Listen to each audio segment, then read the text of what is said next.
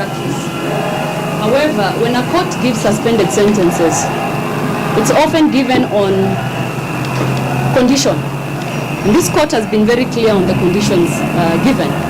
That let's suspend it for 3 days on condition that ABCD should be done. And it's been done now over and over and over and over again. When the conditions are not met, therefore, and you have two situations that you're dealing with. One is a sentence which has actually been, it's actually been given, and so this process is done. And then there is the other process which is going on, which is negotiations, and we really appreciate the tight position within which this court finds itself. But in terms of the negotiations, we've even had Counsel Washika talk about CBA. There's nothing to do with CBA so far where my client is concerned.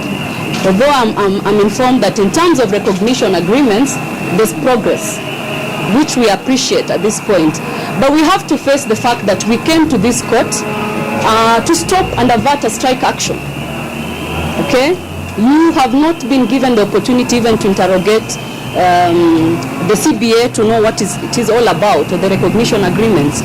So let us deal with the issue of content and not treat certain sections of this Kenyan society as more special, as more deserving than the rest.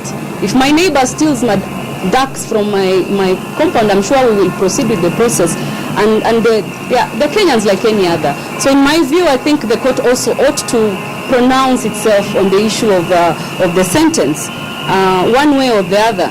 We are not opposed to the issue of continuing negotiations, and as you can see, there is no indication as to what time. You asked counsel from the Kenya National Commission on Human Rights to give us an indication of time. They just talk of time, give us time, Nobody has more time. Nobody has more time to give anyone, particularly where we see that there has been no demonstration as to what more time is likely.